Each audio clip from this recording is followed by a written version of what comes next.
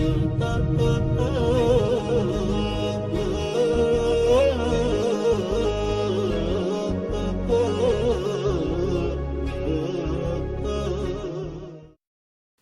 بالله من الشيطان الرجيم بسم الله الرحمن الرحيم وصلى الله وسلم وبارك على سيدنا محمد وعلى آل سيدنا محمد كما صليت على سيدنا إبراهيم وعلى آل سيدنا إبراهيم وبارك على سيدنا محمد وعلى آل سيدنا محمد كما باركت على سيدنا إبراهيم وعلى آل سيدنا إبراهيم في العالمين إنك حميد مجيد. Nous avons besoin parfois de reposer notre shawq, notre désir ardent de rencontrer le prophète sallallahu alayhi wa sallam. Nous avons parfois besoin de la reposer dans cette prière qui est adressée au prophète sallallahu alayhi wa sallam et pour laquelle le prophète sallallahu alayhi wa sallam est informé de cette salutation et répond à cette salutation. Nous voilà arrivés au pacte de Aqaba. Les pactes de Aqaba sont des pactes qui vont préparer, comme je le disais, le voyage vers Médine. Ces pactes de Aqaba vont se faire avec des gens de Médine. Alors le prophète sallallahu alayhi wa sallam, après l'accueil, le mauvais accueil qui lui a été fait à Taïf, le voilà revenu à la Mecque ayant vécu, comme on l'a vu dans l'épisode précédent, ce merveilleux événement de l'Isra wal Mi'raj. Voilà de quoi réconforter le prophète sallallahu alayhi wa sallam de la perte des êtres qui lui étaient chers suite à cette année de tristesse. Voilà un événement qui est venu comme un réconfort, mais bien au-delà, puisque cet événement est venu s'inscrire à ce moment-là pour le faire grandir dans sa foi, pour le faire grandir dans ses efforts. Donc il va redoubler d'efforts pour appeler les gens à Dieu subhanahu wa ta'ala. Donc il profitera du pèlerinage durant lequel beaucoup de tribus viennent à la Mecque pour commencer à appeler les gens. Malheureusement, il va avoir comme obstacle un grand groupe d'Arabes qui vont, à chaque fois que des personnes arrivent, les mettre en garde contre un sorcier, contre quelqu'un qui envoûte par ses paroles et qu'il ne faut surtout pas écouter. Et donc, il n'aura même pas la possibilité, devant certaines personnes, de leur faire entendre le Coran, puisqu'il va être chassé, il va être déconsidéré. Donc ces gens ne le connaissent pas. Mais des Médinois ont été touchés par ces paroles. Et aussi, ce qu'il faut savoir, c'est qu'à Médine, ces tribus arabes, ces arabes qui viennent de deux tribus, eh bien, sont familiarisés à la question de la prophétie, des prophètes, et aussi, eh bien, en côtoyant les Juifs, à chaque fois qu'il y avait un sujet de discorde, bien que les Arabes étaient en nombre et en autorité plus important, eh bien, les Juifs leur disaient, eh bien, lorsque notre prophète viendra, on vous chassera avec lui, on vous combattra et on vous chassera. Donc c'est ce qu'on leur disait. Donc lorsqu'ils voient un homme se disant prophète, ils voient que ça corresponde.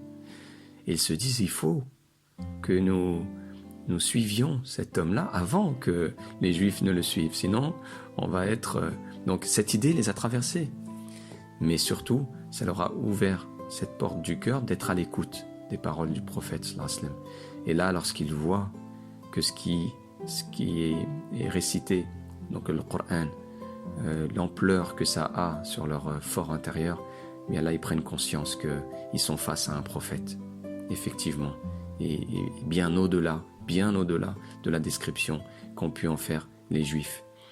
Donc ces personnes-là, ils rentrent à Médine, ils commencent à parler à leurs proches, à des personnes autour d'elles, et voilà que 12 Médinois reviennent l'année suivante. 12 Médinois reviennent pour le pacte, ce qu'on appelle le premier pacte de Aqaba. Dans ce pacte-là, le prophète sallallahu alayhi wa sallam va leur demander d'observer un certain nombre d'obligations. Il va leur interdire un certain nombre de choses. Alors en gros, c'est de n'associer personne à Dieu. Ça, c'est la première chose. De ne pas voler, de ne pas commettre l'adultère, donc des relations extra-conjugales, de ne pas tuer leurs enfants. Donc Donc certaines tribus avaient cette habitude de tuer un peu facilement leurs enfants dès qu'il y avait une naissance d'une fille. Donc il y avait certaines tribus connues pour ça. De ne commettre aucune infamie et ne pas désobéir en ce qui est reconnu convenable, le ma'rouf. Donc voilà au départ ce à quoi les demandes du prophète sallallahu alayhi wa sallam se limitaient. Les voilà, ces 12 Médinois, à rentrer chez eux et à parler à leurs proches, chacun d'entre eux. Le pèlerinage suivant, c'est 73 convertis qui viendront en secret. Donc cette rencontre, ce deuxième pacte de Aqaba va se faire vraiment en secret et discrètement parce qu'il ne fallait pas éveiller les soupçons des gens de la Mecque.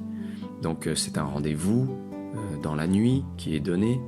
C'est un membre de la famille du prophète sallallahu alayhi wa sallam qui viendra d'abord, avant que le prophète sallallahu alayhi wa sallam ne se présente, s'assurer qu'il ne s'agit pas qu'il n'y ait pas de danger. Donc il y avait ces mesures de précaution. Bien que le prophète sallallahu alayhi wa sallam soit assisté de Dieu, on a le devoir. Dieu nous met dans son destin, dans son, sunnatullah, nous met dans des lois. Il y a des lois qui régissent ce monde. Et donc il faut faire preuve de précaution, de cause. Lorsque tu es résolu, donc que tu as fait tout ce qu'il fallait. Donc quand on est résolu, de faire une chose, eh bien on s'en donne tous les moyens. On veut réussir ses examens, on veut réussir une tâche, on veut réussir une activité. Eh bien on s'en donne tous les moyens possibles, mais ensuite, le résultat, c'est en Dieu qu'on met notre confiance pour ces résultats-là. Si j'éduque mes enfants, que je mets tous les moyens à ma disposition pour pouvoir les appeler à cette foi, si après cela, en grandissant, ces enfants choisissent de faire autre chose, je ne suis pas responsable. Je ne peux pas devenir un dictateur, devenir violent, pour leur empêcher. Je peux mettre tout ce qui est à ma disposition pour cadrer, pour les empêcher de dévier, les accompagner dans leur dérive. Mais à un moment donné, c'est en Dieu qu'il faut mettre sa confiance. Il faut invoquer Dieu, il faut pleurer Dieu, et surtout ne pas céder à la violence. Ici, donc un membre de la famille du prophète sallallahu alayhi wa sallam, son oncle, je crois, qui n'est pas encore musulman, regardez l'amour qu'ils ont pour le prophète sallallahu alayhi wa sallam, et qui leur dit attention, le prophète sallallahu alayhi wa sallam donc va venir vers vous, Mohammed ibn Abdillah, mais en réalité on n'a pas besoin de vous. Donc il parle avec cette fierté de l'arabe et surtout cette tristesse de laisser partir cet homme. On n'a pas besoin de vous. Nous, notre tribu, on le protège jusqu'à aujourd'hui et on l'abandonnera jamais. Donc si vous le prenez, s'il vient vers vous, s'il se confie à vous, ne l'abandonnez jamais. Donc voilà en gros le message qui est transmis. Dans ce pacte de Aqaba, le prophète sallallahu alayhi wa sallam se présente en personne, leur tend la main de sa main douce et soyeuse, qui, lorsque vous avez votre main dans sa main, eh bien, il ne retire pas sa main. Vous savez, on entend ça dans les traditions. Il ne retire pas sa main avant que ce soit toi qui la retire. Donc, si ce n'est l'empressement et les circonstances du moment, les gens ne voudraient pas céder leur place. Mais il lui serre la main dans laquelle ils font acte d'allégeance, à croire en Dieu, une fois de plus, à embrasser l'islam et protéger. Et là se rajoute une condition, puisque maintenant les circonstances se précisent, eh bien, s'engagent à défendre et à protéger le prophète sallallahu alayhi wa sallam comme ils protégeraient leurs femmes et leurs enfants. Donc là maintenant, on sent que nous allons entrer dans une nouvelle ère de l'islam. Ils invitèrent le prophète sallallahu alayhi wa sallam au bout de quelque temps, à venir auprès de Médine. Alors, ici, le début du calendrier musulman, 622, est marqué par le voyage de l'ensemble des musulmans de la Mecque vers Médine. Et donc, il est marqué par ce déplacement de cette communauté. Le prophète sallallahu alayhi wa sallam ne s'était pas encore déplacé, mais c'est pour montrer et pour marquer le fait que la communauté musulmane a marqué elle-même son calendrier par cet événement. Elle a marqué elle-même son calendrier et 622 est ce début qui sera choisi pour ce nouveau calendrier à l'époque de Omar ibn al-Khattab, radiyallahu anhu, si je ne me trompe pas. Alors, durant ce voyage, les compagnons du prophète sallam partiront petit groupe par petit groupe, et les Mécois vont commencer à s'en rendre compte. Ils vont commencer à se rendre compte de l'absence de certaines personnes, et ils vont commencer à faire le rapprochement, et là ils vont être inquiets de ce rassemblement ailleurs, dans une autre ville qui est Médine, qu'ils vont découvrir assez rapidement. Donc là, ils se disent, il s'en est trop. Lors d'une rencontre avec plusieurs responsables à la Mecque, eh bien, ils se disent, voilà, cellule de crise, il faut qu'on trouve une solution pour que le prophète Mohammed sallallahu alayhi wa sallam ne puisse plus transmettre son message, parce que là, il nous met en danger en se rassemblant dans une autre ville. Le prophète sallallahu alayhi wa sallam, donc c'est le sujet de leur discussion, et donc il trouve une idée, c'est de l'assassiner en prenant une personne par tribu pour l'assassiner en même temps, afin que la tribu du prophète sallallahu alayhi wa sallam ne puisse pas entrer en guerre avec toutes les autres tribus en même temps, et qu'elle accepte, quel que soit le montant, avec qu'ils étaient prêts à tout payer, qu'ils acceptent le prix du sang pour le prophète sallallahu alayhi wa sallam, même s'ils le considèrent énorme. Les voilà réunis devant sa maison, à attendre qu'il sorte. C'est là que le prophète sallallahu alayhi wa sallam laisse sur son lit Ali ibn Abi Talib, son jeune cousin, et donc qui n'hésite pas à mettre le manteau du prophète sallallahu alayhi wa sallam et à s'offrir en sacrifice pour le prophète sallallahu alayhi wa sallam. Il lui laisse aussi la recommandation, comme vous l'avez vu dans un épisode précédent, de payer et de rendre les dépôts à tous ceux dont il donnera la liste. Et donc parmi cette liste, de nombreuses personnes ne sont pas musulmanes. Donc on voit ici l'honnêteté, quelles que soient les circonstances, du prophète sallallahu alayhi wa sallam vis-à-vis de ceux qui ne sont pas entrés en hostilité avec lui. Donc et là le voilà parti et donc est passé devant ces personnes qui veulent le tuer en récitant un verset de Surat Yasin qui ne le rend pas visible, qui le protège du regard de ses ennemis qui ne le voient pas passer. Et donc il part auprès d'Abu Bakr Siddiq radiyallahu anhu, à qui il avait annoncé 1 ou 2 jours plus tôt qu'il serait son compagnon, et qu'il fallait se préparer à partir. Jibril l'a prévenu de ce complot, et donc il est temps de partir. Aïcha radiyallahu anha dira qu'elle n'a jamais vu un homme pleurer de joie que ce jour-là. C'est la première fois qu'elle voyait un homme pleurer de joie. Et Abu Bakr Siddiq l'a pleuré de joie. Être le compagnon qui va accompagner le prophète sallallahu alayhi wa sallam, qui a cet honneur, qui a ce privilège de l'accompagner lors de cette hégire. Alors Médine, avant de dire quelques mots sur le voyage jusqu'à Médine de notre prophète sallallahu alayhi wa sallam avec Abu Bakr Siddiq, Médine n'est pas encore une ville, ni une cité.